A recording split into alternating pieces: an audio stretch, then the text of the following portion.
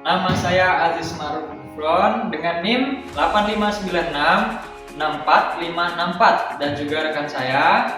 Perkenalkan, nama saya Ahmad Faisal dengan NIM 8596664485. Jadi di sini kami akan melakukan observasi wawancara di mana kami sudah melakukan praktik mengajar.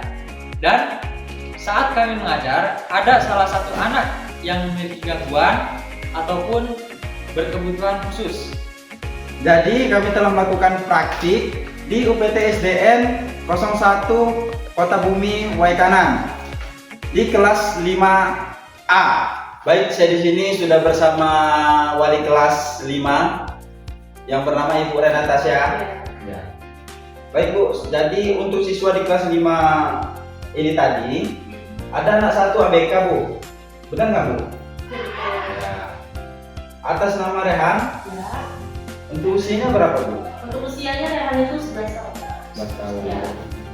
Baik, saya di sini mau bertanya Bu, bagaimana kemampuan anak itu dalam memahami instruksi dan apakah ia membutuhkan alat bantu khusus?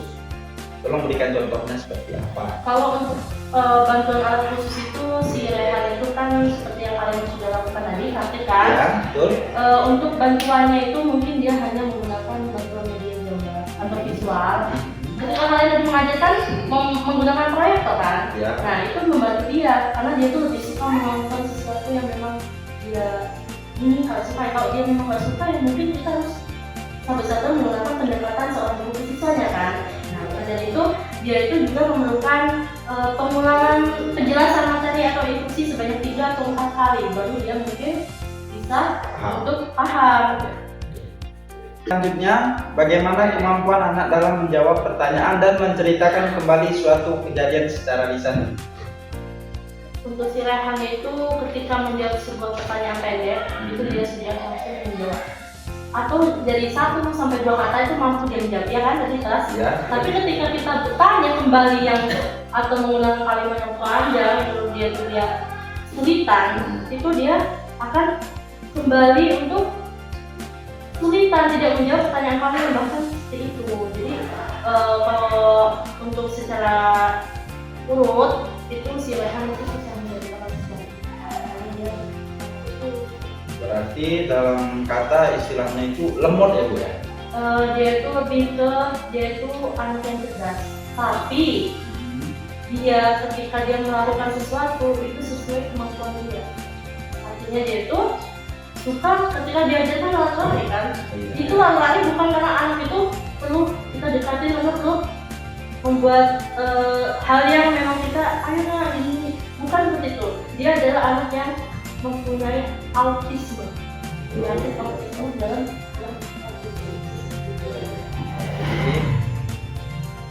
Mungkin ada rekan saya yang ingin menambahkan pertanyaan, dipersilahkan. Ya, jadi di sini saya akan menambahkan sedikit pertanyaan ya Bu ya. Baik, lanjut ke pertanyaan yang pertama ya Bu ya. Bagaimana interaksi anak dengan teman sebaya saat waktu bermain ataupun sedang di dalam kelas? Bagaimana sih interaksi anak tersebut dengan teman-temannya? Untuk Rehan itu ketika dia melakukan pembelajaran seumpama kalian yang berkelompok dia masih mau ikut tapi dia sibuk dalam dunianya. Seumpama dia membawa sesuatu mainan di kelas tuh, dia membawa mainan tapi jika mainan kita ambil atau kita bicara menggunakan bahasa kita yang mungkin dia kurang paham, kurang jelas, dia kan menggunakan bahasa kartun ya.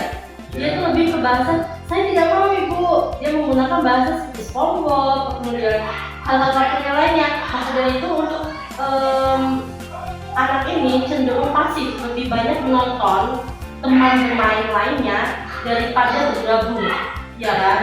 Kalau mungkin dia merasa kayak saya ini bukan sefrekuensi sama dia, mungkin seperti itu. Kemudian dia itu tapi tidak menunjukkan kalau dia itu tidak suka.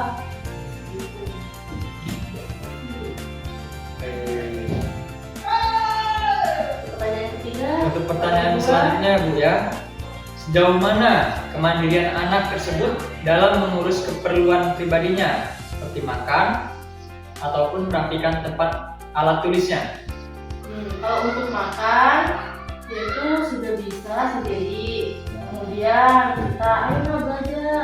pasti sudah paham menggunakan buku atau alat tulisnya.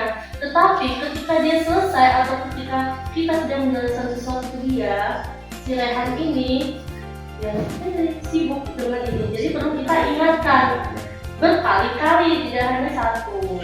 Ya bilang dia memang agak dan pendengarannya mungkin sedikit.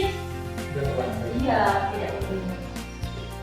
Jadi intinya harus diulang berkali-kali ya Bu ya. Makanya jangan bosan-bosan kita untuk menasihati si Rehan. Ada kita dibuka, diingat.